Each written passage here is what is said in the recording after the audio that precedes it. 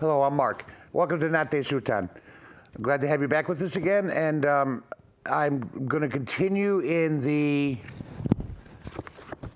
Gnostic Gospels. As I said, we've been slogging our way through the Gnostic Gospels in the past, well, actually probably for months now. We're going through it because it's such a dense volume, but we are more than halfway through it, and during the last episode, I went through a couple of sections. Today I'm going to concentrate, because it's so dense and there's so much to it. Chapter 28, something called On the Origins of the World. It's the Gnostic take on the creation narrative, the Genesis story.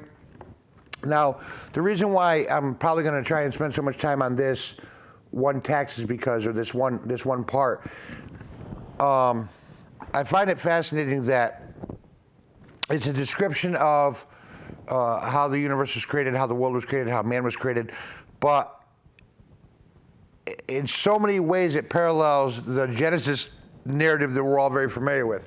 You know, we have the King James Version Genesis section of the Bible, and for the Gnostics, they also have their creation narrative. In previous episodes, I've been over some of these narratives and expounded upon them. And again, it comes back that their narratives parallel each other. Actually, they're parallel. The thought-provoking idea is that it almost seems as if, and this is pure speculation, that like there was a narrative, there was a Genesis narrative, and there seems to be versions of that narrative. And the version that we have today in 2018. Again, in the King James Version or any standard Christian text, is the one that we're all familiar with, about God creating the earth in 6 days, let there be light, creating Adam and Eve, being eating from the tree of the knowledge of good and evil, being expelled from the garden. What I find fascinating about the Gnostic Gospels and certain sections in their narrative is, and as I'll try and expound upon today, is they've got a lot of the same components. It's just there's a level of complexity to, like, especially like, for example, in the origins of the world, the hierarchical characters that are in this Genesis story, it's kind of complex. Matter of fact, it can be downright confusing sometimes with the way that it's explained. But then it goes back to certain aspects of the stories that's being told that in the footnotes, the author has pointed out that these are almost verbatim, line for line, from the Genesis story that we're all familiar with in the King James Version, which for me begs the question. As I said, I believe this is version. These are versions of the story. It's just the Christian version, the King James Version is the version that won out. And for me, one question amongst many is, well, if there's one narrative, which one might have come first? Did the Gnostics borrow from the Christian narrative? The Gnostics borrow from the Christian story of Genesis and add to it with all the complexities that go along with it, as I'll show, or at least I'll try to show in this show? Or is there a chance that the Christian version borrowed from other sources, including the Gnostic source, and kind of weed out parts that made it too complex and streamline it and make it and simplify it? As I said, I'm not here to argue the veracity or the truth of the story, the Genesis story, the literal interpretation in comparison to the metaphoric interpretation, because as I've said before, that there are those that believe that the Genesis story, for young earth creationists, fundamentalist Christians, and other people of a fundamentalist ilk, believe that the Genesis story is a literal story, that the earth is no more than 6,000 to 10,000 years old, and Jesus is going to be coming back, and all those different components. I'm not arguing which version is the truest version, because I take the story literally. all that I wish to point out on today's show, as I go into more of the details of what I'm talking about, is the richness of the story and how, in some ways, they seem to come from the same source. It's like there's, as I said, there's versions, and some versions have more than others. Some versions have less than others. Some things seem to have been edited out. But I'd like to read some of the foreword first, actually, before I get into some of the details of what I was talking about, to give a little bit of a background on from what the author, Willis Barnstone, and Margaret Meyer say the source of the origin of the world is. So, beginning with, On the Origin of the World is a Gnostic treatise that offers explanations of key Gnostic themes, particularly themes having to do with first things, last things, and hidden things. So, like the Genesis, all the way up through, towards the end of this, it expounds on their version of an apocalypse and what's going to happen at the end times. On the Origin of the World appears in the Nag Hammadi Library, Codex II, immediately after the Sethian text, Reality of the Rulers, and the text most closely resembles. The parallels between the two texts is extensive. On the Origin of the World reflects many of Sethian Gnostic themes found in other Sethian texts as well. But the present text is not easily classified as Sethian. Sometimes it's seen Sethian, sometimes Valentinian, sometimes Manichaean.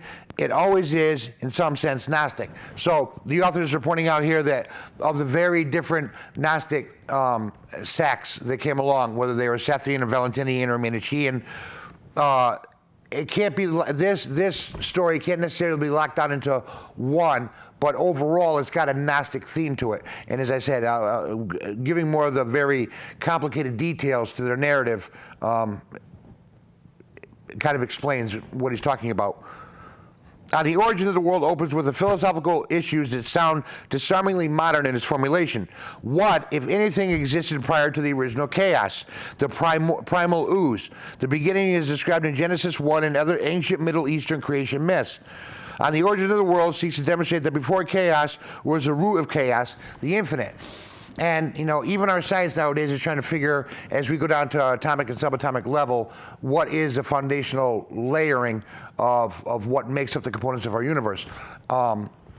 Staying within that realm of thinking, the idea of the Big Bang, or if all the matter was condensed down into a small singular point, and at that singularity everything exploded out into space, 4.5 billion years ago, or according to young Earth creationists, somewhere around 10,000 years ago, what was before that?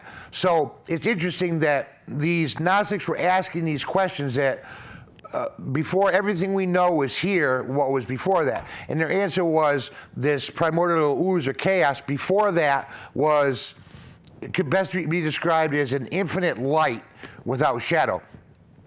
And I'm kind of adding that to it because as I've read forward in their description, they actually say that this place of beginnings was a place of infinite light, and it had no shadow to it, and shadow was darkness, and darkness was removed from the light. So that's their explanation for, or their way to quantify what they think as a Gnostic, the origins of the universe were. The plot that unfolds in the text features the creative and salvic roles of Sophia and her mother. Now, in other Gnostic texts, this idea of Sophia and Pistis Sophia and Sophia Zoe have been brought up and their meaning. And again, it's one of those kind of things of where I have to go back a little bit and if drawing from the memory and what I read in here, that hierarchical order. From this all light, from this all source, the monad, as it were, came pistis, and pistis is faith, and from faith, you know, they kind of like they separate them, but they add them together. It's called pistis sophia. It's from the Greek, which means faith, wisdom, and from faith, wisdom comes pistis. I'm sorry, not pistis. Sophia Zoe, which is wisdom, life. Now, the reason why I thought it was very interesting to bringing this up in the origin of the world is because, and it's actually right here, before the chaotic root was infinity, and from this infinity came wisdom, faith, and she's considered the mother of wisdom, life.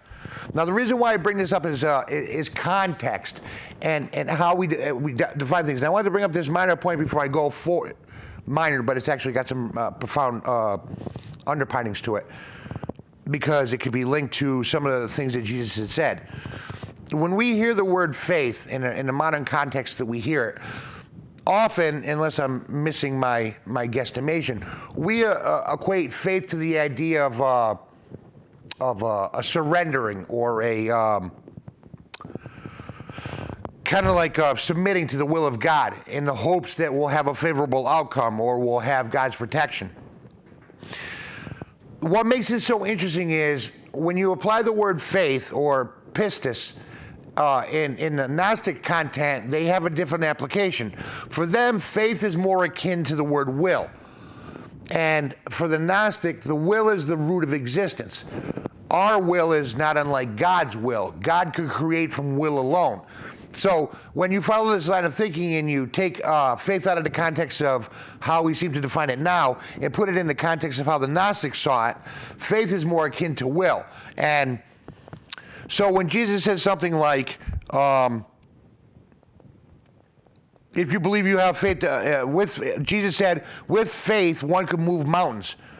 Now, the reason why I bring this up, and one of the things that Jesus said was he used a particular word, faith. When a Gnostic hears this word faith, and when you take it into, you put it in the context of it's more akin to the word will, Jesus is saying that with the application of the will, one can move mountains. And again, this is what the Gnostic, these are cases, point by points, that built the case for why the Gnostics saw Jesus as they did. Because when he said faith, and he's pistis, and there's pistis sophia, which is faith wisdom. So these things work in tandem to each other. One has a will. We all have a will. I have a will. You have a will. Everyone does. And our will shapes our world around us, whether we choose to accept it or not. But it's contingent on the darkness we lie in. One of the key elements to the Gnostic theme is the idea that one must wake through gnosis. Because we're not awake, because we're asleep in this fog of fear and terror that they describe, our will is kind of like akin to a blind man with a gun. You're shooting off in a bunch of different directions. You have some levels of power, but you don't know what to do with this power that builds, that can move mountains. When one wakes up through the Gnostic process, one becomes more aware, then they learn how to harness their will, kind of like saddling a wild animal. You break it and you shape it, and you can point it in a direction that could move mountains and tell a mountain to go throw itself into a sea, and it will. This is what Jesus was talking about and why it was so appealing to this is what apparently Jesus was talking about to the Gnostics and why it was so appealing to them in his message. In some ways, the best application to this idea, when I contrast the concept of faith in one context and faith in another, faith in a Christian context in comparison to faith in a Gnostic context, is the joke that I heard a while ago, and it's the joke of the person who's on the roof of a house during a flood. Now, the viewer at home, please be patient with me, because I know some of you may already know this joke, but again, I think that it exemplifies the idea of the difference in interpretation of the word faith. So there's a man on the roof of a house during a flood, and the water is up to the eaves, to the rain gutters, and a man comes by in a motorboat, and he says, "Come on, hop on the boat, we'll get you out of here, the water's getting higher." And the man, a devout Christian his whole life, says, "No, Jesus will protect me, Jesus will save me, Jesus is my hope, you can go." So the guy said, okay, he takes off. The water's getting higher and higher up onto the roof, and then a guy in a canoe comes by. And he paddles up and he says, "Come on, the water's getting higher and higher, you're gonna end up drowning, you gotta get out of here." And the man, again, as a devout Christian, said, "No, Jesus is my rock, I lean against Jesus, Jesus will provide for me in my time of need, you may go." So the man said, "Okay, your funeral." And he takes off. The water's getting higher and higher and higher. It gets up to the roof. It's only maybe 6 inches from the top of the roof. The man's standing there teetering, holding onto the chimney, and a helicopter swoops down. And the man calls from the helicopter, "I'm going to lower you a lifeline. We'll get you out of here. You're going to drown." And the man shouts up to the helicopter, "No, Jesus is my rock. Jesus is my savior. Jesus will protect me, and he will vindicate me, and I'll be okay. You can go." So the guy in the helicopter just Says, okay, shrugs, he takes off. The water gets higher and higher, and the man drowns. The man drowns, he dies, he goes to heaven. He stands before Jesus, and he says, why didn't you come to me in my hour of need? Why didn't you come to me when I needed you the most? When I was on that roof and the water was getting higher, and 3 times I told people to go away because I invested all my faith in you, that you would save me. But you, in my hour of need, when I needed you the most, you didn't, and you let me die. Jesus says, look, I sent you 2 boats and a helicopter. What more do you want? And in this joke, as I said, it's kind of the root of the Gnostic interpretation in comparison to the Christian interpretation. Faith is that submission that says that the grace of God will shine upon you, and you will be vindicated, you will be saved, the sin will be washed away, the taint of sin will be washed away. To the Gnostic, faith was a mastery of will. Faith was an understanding that will is the precursor for in their mythology, in their thought. Faith, in the will of God, is the precursor that created matter in the universe itself. All came from this infinite light, and an expression of this infinite light was the will of the infinite light. And that will of the infinite light is also inside of every person. Then to the Gnostics, Jesus was talking about the will of that infinite light that we can unlock inside of ourselves. The faith, the will, and we could grow and become the Christ consciousness, and we can all move towards God. And it was such a very interesting concept. I just wanted to touch upon it before I move forward in this section. So, and then there's a couple of more parts in the New Testament where I said to the Gnostics here what they might have interpreted. In Matthew 20:17, it says, faith as a grain of mustard seed, you shall say unto the mountain, move from here to yonder place, and it shall move, and nothing shall be impossible unto you. And that's actually the part that I was expounding upon. I'm just giving a longer version. Faith of a mustard seed, or the will of a mustard seed. And in Matt 20:18, childlike faith necessary for entrance into the kingdom of heaven. This childlike faith, now think about the childlike faith, or the idea of childlike faith, is that in a child's mind and in a child's imagination, nothing is impossible. So the will is intensely fixed. The will is intensely harnessed, as it were. That's why looking at a child and the faith or the will that a child has is essential for a person who's on the path trying to understand wisdom.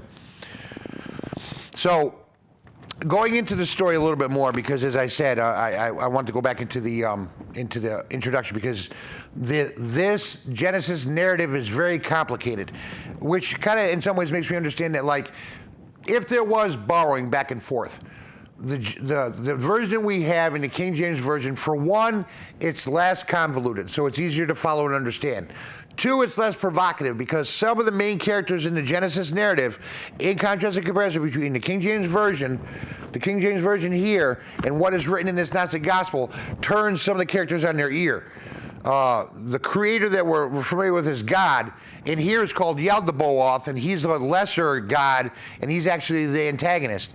The serpent is actually the hero of the story, because the serpent imparts wisdom to Adam and Eve. So, again, it's incredibly provocative, but I want to see if I can't get into as much of it as I can, because there's just so much to it. So, from this creative force comes Pistis Sophia, which is faith, wisdom, and her daughter, wisdom, life. From Pistis Sophia is a manner recalling childbirth, emerges the demiurge Yaldabaoth. Now, Yaldabaoth is for the Gnostics the lesser God that created the world, that created all these different things. It's the same character that we refer to as, or that is referred to God in the King James version of the Bible, or any other Christian text. This is what makes it so very, very provocative and controversial. But again, I'm not saying which one is true and which one's false. It's irrelevant. It's looking at the fact that there was a thread, and what these different denominations or sects or orders or groups did with the narrative to shape it in towards their version of what they thought the reality was. So Yaldabaoth is expelled, the text emphasized, like an aborted fetus, as in an interpretation of the secret book of John. He establishes his kingdom of chaos, complete with the powers of the world, and brags that he is God alone. Of course, he is wrong, and one of his sons, Sabaoth, by name, is exalted above him with Sophia in the seventh heaven, where he proceeds to create an assembly of angels, a firstborn named Israel, and Jesus the Anointed. So Jesus is also a character in this origin of the world story.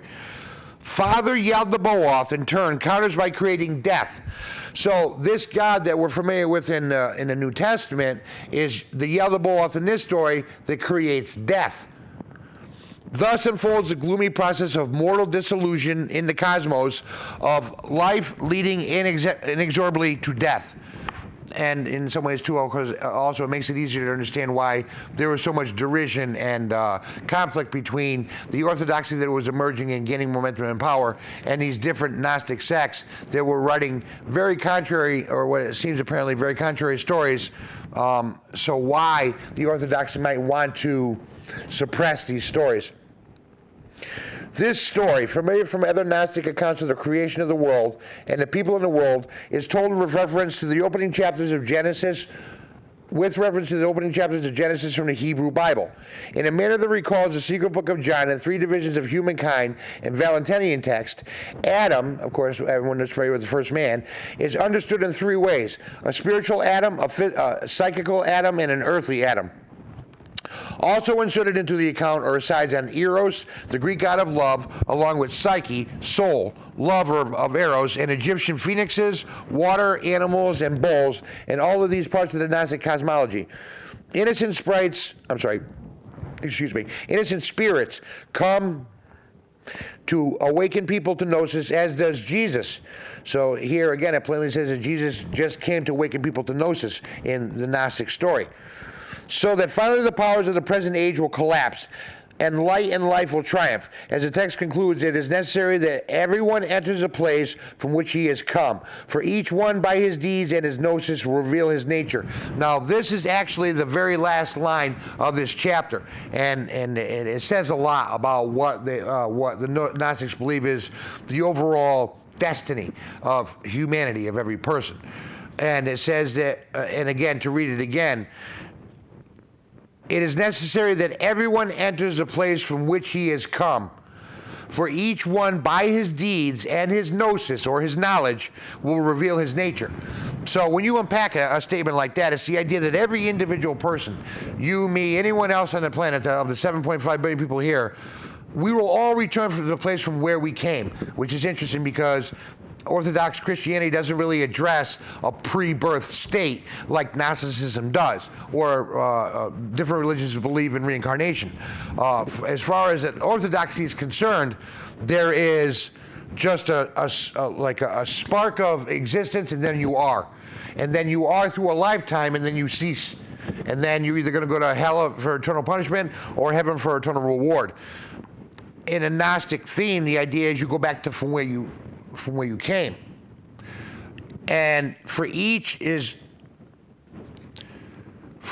one by his deeds and his gnosis will reveal his nature.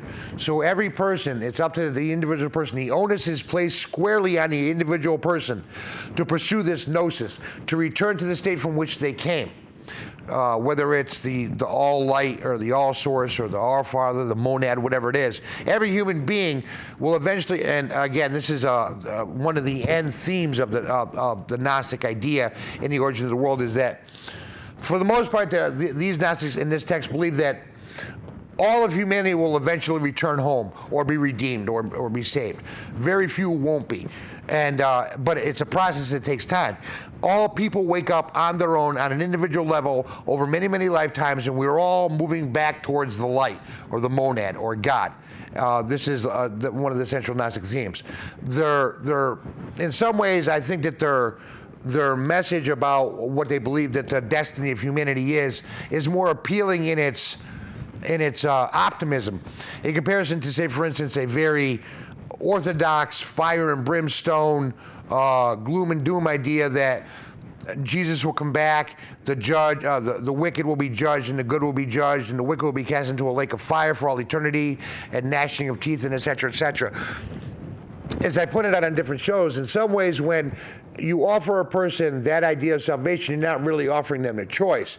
When you say that a person has to accept the doctrine of an intermediary that comes along and washes away the blood of your sins, that you must accept, because if you don't accept, you're going to go to a place where you're going to suffer for all eternity. Whether a person who is of the fundamentalist, orthodox ilk is willing to admit or not, they're not really giving a person a choice. They're saying, you got to accept this, you're going to go to a really, really bad place. I think that the the Gnostic telling of the story is more appealing in its optimism in the fact that they believe that most, if not all of people, all of consciousness in humanity will eventually return home, but it's all due to individual effort. Jesus' individual effort led him to where he was. He wasn't like a snap of a finger in Gnostic thought. He wasn't like a snap of the finger and then he knew.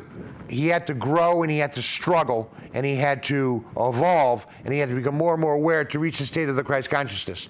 And to the Gnostic, he was pointing in that direction. So every person struggles. Every person grows into this consciousness that we become more and more aware. Again, this is the essential theme of the Gnostic thought.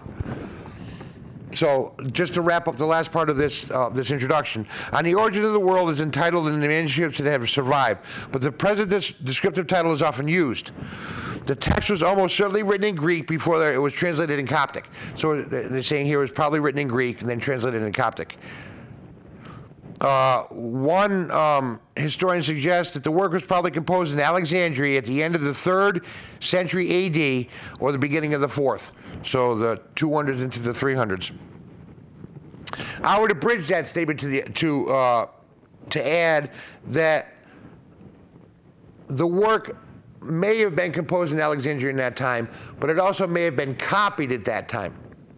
You know, to take a page from Bart Ehrman, the distinguished PhD New Testament scholar, the idea of creating and copying the versions we have, the four Gospels of the New Testament, Mark, Matthew, Luke, and John. These texts are copies. The earliest manuscripts that we have are copies of copies, so we don't know what the original writing said. What we have in the Nag Hammadi Library on the origins of the world, he traces back to perhaps the 2nd or 3rd century and says it was probably composed. I would add that it was either composed or copied at that time because there's such a depth interwoven drawn from the Genesis narrative, it makes me believe that these stories had been passed, amalgamated together, built upon before they finally were discovered in the Nag Hammadi Library in a present context. The text is a learned, even scholarly style that contains etymology and bibliographical references. Again, a text that one biblical scholar says may have been written in the 2nd or 3rd century, or third or 4th century, so 200 to 300, or that 200-year period between 200 AD and 400 AD. So, tackling this thing is actually pretty big because there's so much, as I said, to the story. You know, especially the complexity to the complexity of the characters in the story. So I tried to keep it relatively simple as I'm describing the hierarchy, and a few characters I've touched upon since the beginning of the show. This monad, this all light, this place without shadows was the first source, and from the first source emerged Pistis Sophia, faith, wisdom, and from that emerged her daughter Sophia Zoe, wisdom, life. Now, Pistis Sophia wished to create life too, and she created life and they describe it as like an aborted fetus that became Yaldabaoth. Now, Yaldabaoth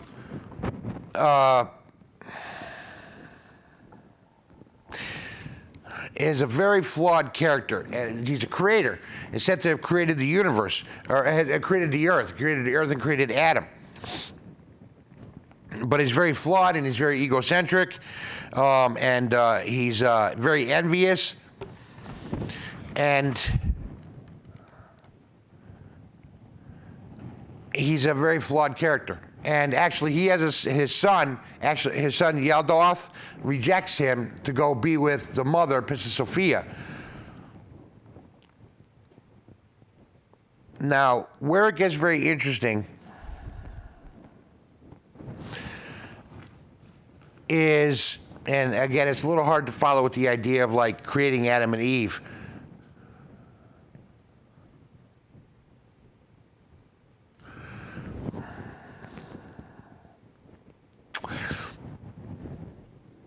Actually, I just want to, so when Princess Sophia creates Yaldabaoth, and Yaldabaoth creates the world, there's sections in here like the boasting of Yaldabaoth, and how he is boasting and says there's no God like me and there's no one like me. And it said that Princess Sophia comes down from the light and admonishes him for saying these particular things. Like this section here I wanted to read of the boasting of Yaldabaoth.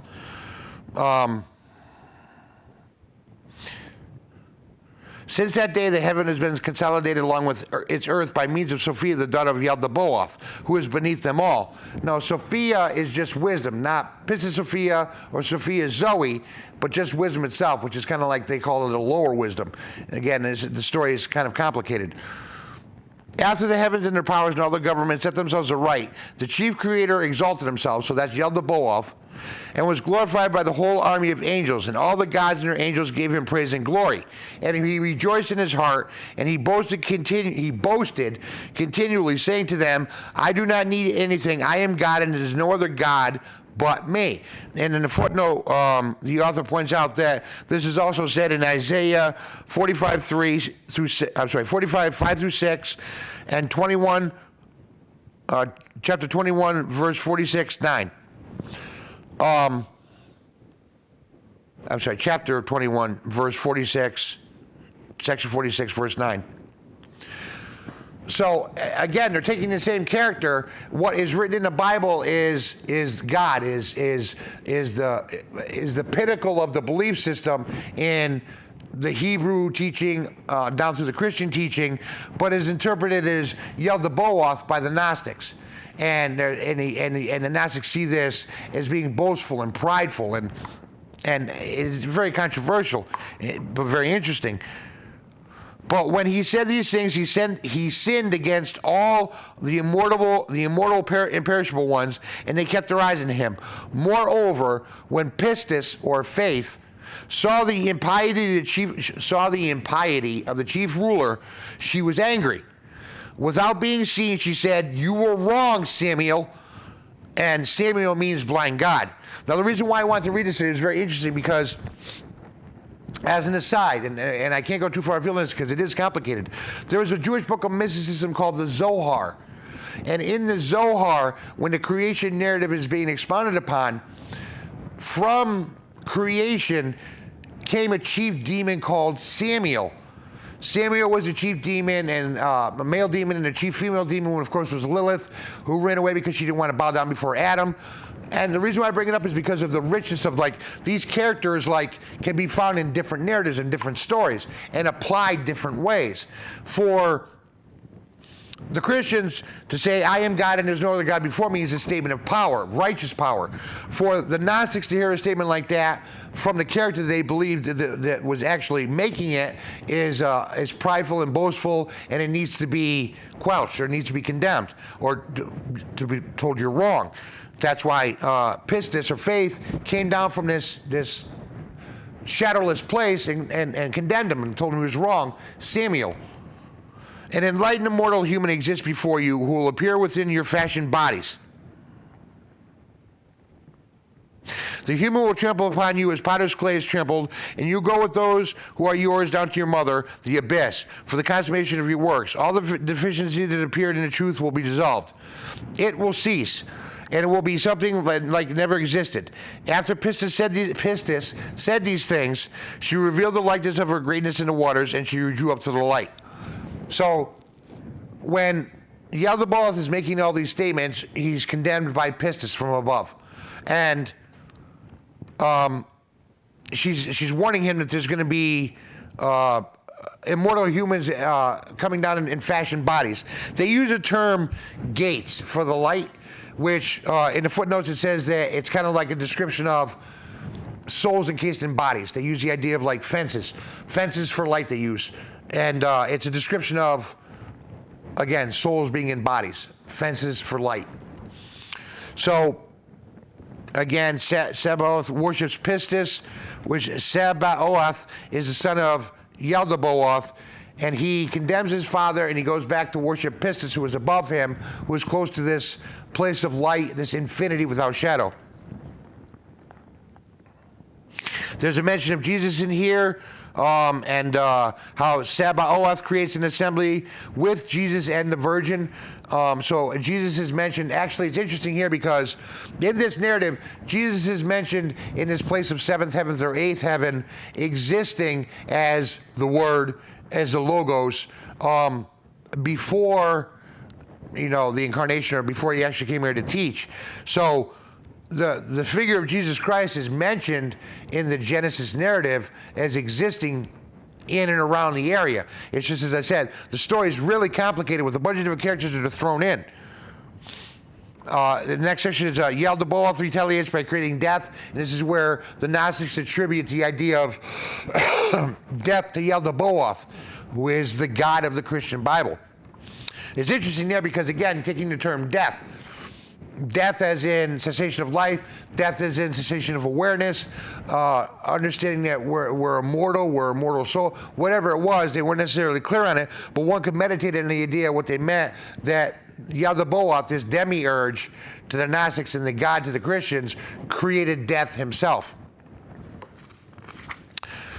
So there's a couple of different sections that are like, they mentioned Eros and Psyche and stuff, that I won't go into too great detail, because there's a couple of parts I really wanted to get to about the Genesis narrative. Now, it says that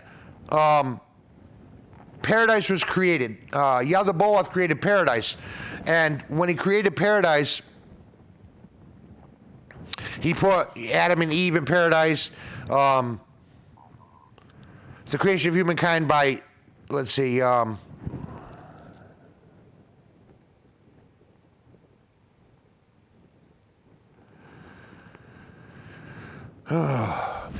Yaldabaoth created humanity, but humanity didn't have a soul in it. So it was Sophia Zoe, the daughter of Pistis Sophia, who came down and breathed the life, or Pistis Sophia came down and breathed the soul into humanity. I want to get to a specific point because I think it's, again, very interesting about the idea of Adam and Eve. And I'm going to be kind of jumping around a little bit back and forth because they kind of jump around in here too. It talks about the idea of the tree of life. And when Adam and Eve eat from the tree of life. Now, there have been some keen-eyed skeptics. Why I say about, when I said at the beginning of the show about borrowing, the story being borrowed in different versions, whether or not the Gnostic version came first, and the Christian borrowed from the Gnostics, or the Gnostics borrowed from the Christian, or they both borrowed from the Hebrew Bible and added and took things away from it, contingent on how they wanted the story to go. There have been some, and one of the things I bring up, and actually to question or kind of bolster this claim, there have been some keen-eyed skeptics that have pointed out a funny little, I wouldn't say an inconsistency, but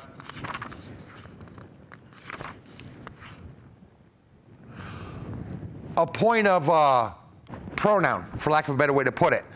In Genesis 3:22, after Adam and Eve ate from the tree, and then they hid, and again, there's a lot more detail in that. I'm just going to use this as like a springing off point.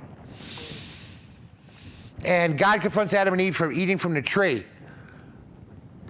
God says, behold, they wish to become, behold, the man is become one of us. Now, as I said, keen-eyed skeptics, or those that look at this story with more going through with a fine-tooth comb, have questioned why God referred to himself in the plural. Now, Christian apologists will usually dismiss this. It's been my experience. with the idea that it was only referring to himself in the plural because he was speaking of the triunal nature of God, which is the Father, the Son, and the Holy Ghost. That's usually how that little blurb of referring to self in the plural, he wishes to become one of us. People will ask, well, if God was like a singular entity, why would he say us? The reason why that's so interesting is because in the Gnostic gospel, when Yaldabaoth created all these different things, he had spirits that were with him that he had created, and they were called the powers. And there were 7 of them.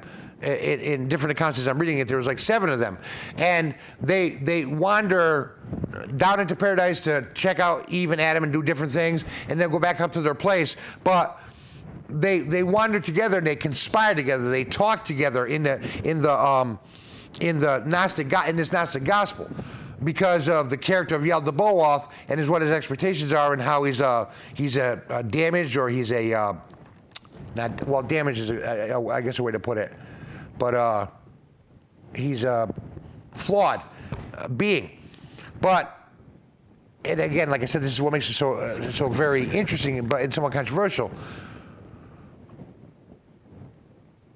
What if the story was partially borrowed from the Gnostic narrative, where there was Yaldabaoth as a character with other characters, so they spoke to themselves in the plural? Why would the King James version of the story retain the plural? And I know that there might be some that would detract from the argument and say, well, that's only in that one place, and it was speaking of the triunal nature of God. But there's other examples too in here where in the footnotes and in the narrative, it is so closely aligned with the Genesis story that one can't help but wonder where the borrowing came from. And this idea, once become one of us, was something that was not a typo, but something that was just like glossed over and forgot about because it was so minute it might not be challenged. But it might have, the Christian story might have been borrowed from, or built upon, or detracted from. Let's say, for instance, hypothetically, just a hypothetical, because I could go the other way too. I could say that the Gnostics borrowed from the Genesis narrative of the Hebrews and up to the Christians, and they took this very streamlined story and they added a bunch of characters to it. They added a bunch of things to it. They reduced Yahweh, the God that created the universe, to Yaldabaoth. They put something above that, and they put something above that. They turned the snake into a hero. They turned God into a villain. They did all these different things. I could argue that point and go in that direction, but I'm arguing going in the other direction, because to do that would mean that they'd have to take a stripped down narrative and add a bunch to it. In this narrative, with its complexities, it seems to make more sense that you would take something that in some ways is too complex to understand because of the hierarchies of these creative processes that the Gnostics seem to talk about, and want to streamline it down. So instead of this idea of an all-light, a monad, and then wisdom and faith emerging from that, and Yaldabaoth emerging from that, and Yaldabaoth having a son, and then there's a lower wisdom called Sophia, and then there's humanity, you strip all these things out and you just say that there is a God. And that God created the universe in 6 days. He created man and woman. And again, there's more parts of this story that in the Gnostic Gospels that you won't find in the Orthodox teaching. But I think that it's more reasonable or logical to think that the story would have more, and it would be stripped down and streamlined so it would be easier to understand, more easily accessible, and easier to digest. Like, say for instance,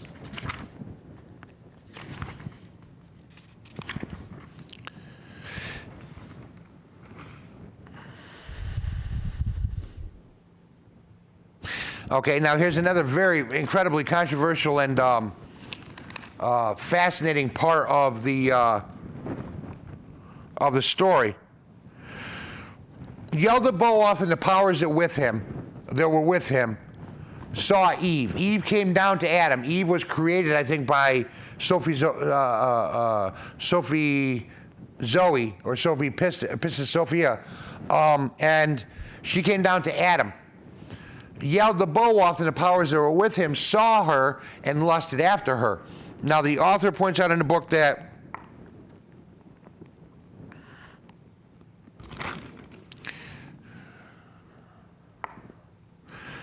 Excuse me.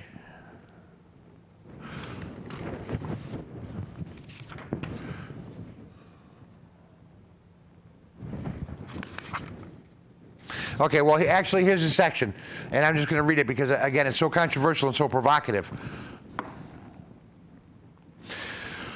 Then the authorities were informed that their fashioned bodies were alive and had risen. They were much disturbed. So that was the other both powers were informed that Adam and Eve had arisen, and they were bothered by that.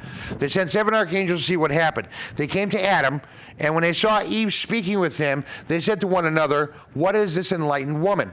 So it wasn't God that created Eve, she was created by Pistis Sophia in the Gnostic story. The other Boath and the powers come with, and they come to Eden, and they see her, and they're blown away by her. What is this enlightened woman? For truly she resembles the likeness that appears to us in light. That's the likeness of Pistis Sophia. Pistis Sophia was a feminine likeness that had appeared in the light to Yaldabaoth and the powers. And they say Eve looked like that. Now come, let us seize her and cast our seed into her, so that when she is polluted, she will not be able to ascend to the light. But those she bears will serve us. But let us not tell Adam. This is where it's interesting. Rather, let us put a stupor upon him and suggest to him that in his sleep that she came into being from his rib, so that the woman may serve and he may rule over her. Now again, interesting. This story, Yaldabaoth and the powers see Eve. They lust after her, but they don't want Adam to know they're lusting after her, so they say, well, let's put him to sleep, and then when he wakes up, we'll say, well, she got here because we put her to sleep and we took one of your ribs to create her. That's what they're more or less essentially saying here. They really want to chase after her, and they said, put their seed into her. So Yaldabaoth and these powers wanted to go after Eve to rape her and inseminate her. I know that the viewer at home, again, this is shocking, but I mean, this is the Genesis story is told by the Gnostics and how they saw it in comparison to what we know is in the King James Version of the Genesis. And again, more convoluted, more complex in comparison to a simplified, very straightforward story. As it continues, then Eve, since she existed as a power, laughed at their false intentions. She darkened their eyes and secretly left her likeness, and they're not clear about what this means. They left her likeness with Adam. So there was a sleeping Adam, and Eve left a likeness of herself with Adam. She entered into the tree. This is, again, where it gets very interesting. Eve entered into the tree of knowledge and remained there, and they couldn't find her. And actually, the author points out that this is reminiscent of the story of the god that was in Greek mythology, the god that was chasing Daphne, and she turned into a tree. So again, overlap of mythology.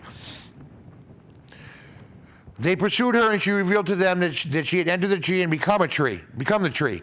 And when the blind ones fell into a great fear, they ran away. That's Yaldabaoth and the powers that were with them. And the last part, afterwards, when they sobered up from the stupor, they came to Adam.